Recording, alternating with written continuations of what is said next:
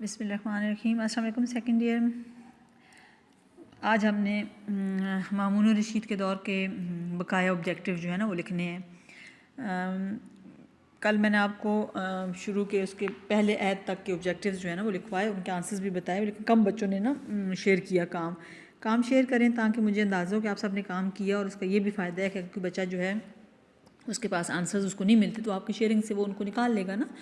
بہرحال صرف یہ ہے کہ آپ ریٹن کام نہیں کرنا ہے، اس کو لرن بھی کرنا ہے، کیونکہ میں پھر اس کا انشاءاللہ جب ہمارا ٹیسٹ ہوگا، چاہے آن لائن ہوا چاہے کالج میں ہوا، تو اس کو اس میں انکلوڈ کروں گی، ٹھیک ہے۔ اچھا، اب اور اس دفعہ یہ بیٹا ہماری اسٹرینتھ بھی اچھی ہے، بچے زیادہ انکلوڈ ہیں گروپ میں، تو اب جو ہم پڑھ رہے ہیں اس کو ہم کالج میں اگر ہماری آن لائن کلاسز سسٹم ختم ہوا نا تو اس کو دوبارہ ریوائز نہیں کریں گے، اب آگے کورس کمپلیٹ کریں گے۔ آج کے کوسچنز آپ لوگ لکھ لیں، ان کے آنسرز میں آپ کو ساتھ ساتھ بتاتی ہوں، اور خود بھی بک میں سرچ کریں۔ اب یہ جو کوسچنز ہیں نا یہ اب مامون کے سیکنڈ ایرا سے ہیں، پھر اس کے کرہائے نمایاں اور سیرت و کردار ہے، اور پھر معتزلہ جو فرقہ ہم نے پڑھا اس میں سے ہیں، ٹھیک ہے۔ بابو خرمی کون تھا، اس نے کس کے عہد میں بغاوت کی، یہ پہلا کوسچن ہے۔ تو اس کا یہاں پہ آپ تعارف پڑھیں۔ مامون کے سیکنڈ ایرا میں ہم پڑھتے ہیں کہ بابو خرمی جو تھا خراسان سے اس کا تعلق تھا، جاویدان نامی ایک شخص تھا، اس کا پیروکار تھا۔ اس شخص نے نا ایک نیا دین بنایا تھا اور تناسخ اور حلول کے نظریات پہ یقین رکھتا تھا، تو اس کے مرنے کے بعد دعویٰ کیا کہ اس کی روح میرے اندر چلی گئی ہے۔ تو بابو خرمی جو ہے اس نے باقاعدہ اپنے پیروکار بنا لیے، بہت سے خراسانی اس کے نا انڈر ہو گئے تھے۔ مامون کے عہد میں اس بغاوت ختم کرنے کی کوشش کی گئی، لیکن یہ بغاوت معتصم کے دور میں ختم ہوئی تھی۔ سیکنڈ کوسچن ہے فتنہ ذات کس کے عہد میں اٹھا۔ یہ جو فتنہ ذات ہے یہ خلیج فارس ایران میں آباد 9 مسلم تھے، ذات کہلاتے تھے، انہوں نے بغاوت کی تھی مامون کے دور میں، اور یہ بھی معتصم کے دور میں ختم ہوئی تھی۔ دولت زیادیہ کے بارے میں کوسچن آپ نے لکھنا ہے کہ کہاں قائم ہوئی اور کس کا بانی کون تھا۔ تو دولت زیادیہ یمن میں قائم ہوئی تھی، اور اس کا بانی جو ہے وہ یمن میں محمد بن ابراہیم نام تھا، ایک شخص تھا نا محمد بن ابراہیم زیادی، وہ اس کا بانی تھا۔ دولت طاہریہ کہاں قائم ہوئی، تو دولت طاہریہ خراسان میں قائم ہوئی، اور اس کا بانی طاہر بن حسین تھا۔ مامون کے دور میں رومیوں کے خلاف جو مہمات ہیں اس پہ مختصراً لکھیں۔ تو اچھا، اس سے پہلے یہ کوسچن ہے دولت طاہریہ اور زیادیہ کس کے دور میں قائم ہوئی، تو طاہریہ اور زیادیہ دونوں جو ہیں مامون الرشید کے دور میں قائم ہوئی۔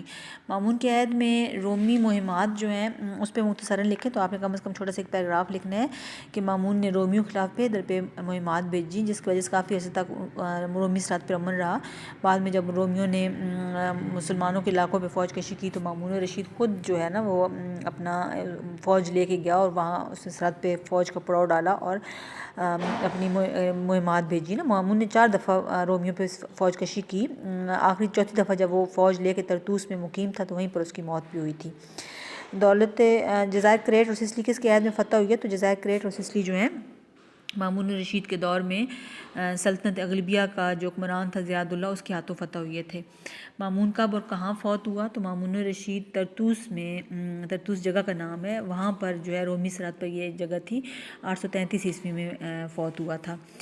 مامون کے علم و فضل پہ مختصراً لکھنا ہے، تو آپ سیرت و کردار کو نکالیں، وہاں پہ علم و فضل موجود ہے۔ مامون جو ہے اس کے اساتذہ سے تعلیم حاصل کی، شعر و شاعری بھی کہہ لیتا تھا، فقہ اور حدیث کا بھی ماہر تھا، حافظ قرآن بھی تھا، تو اس وجہ اور فلسفہ بھی اس کو بہت شوق تھا، تو یہ والوں سے اس کے لکھنا ہے، ٹھیک ہے۔ اچھا، مامون کے عہد میں ہونے والی علمی ترقی پر مختصراً لکھیں، تو یہ جو ہے وہ مامون الرشید کے دور میں جو تراجم نگاری کا کام تھا وہ اسی طرح چلتا رہا۔ مامون نے شعراء کی، ادیبوں کی، فلسفہ اور فقہاء کی بہت سرپرستی کی نا، تو اس حوالے سے آپ نے لکھنا ہے کہ کس طرح اس کے دور میں تراجم نگاری اور علوم کی سرپرستی جو ہے نا وہ چلتی رہی۔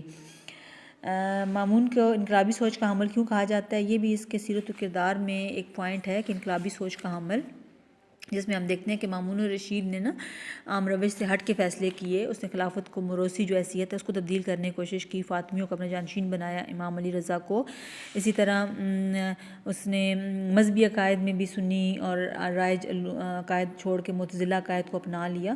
تو مامون الرشید نے جس طرح خلافت کے بارے میں فیصلے کیے، جس طرح مذہبی عقائد وغیرہ کے بارے میں اس کے نظریات تھے، تو اس وجہ سے اس کو نا ایک انقلابی خلیفہ بولتے ہیں۔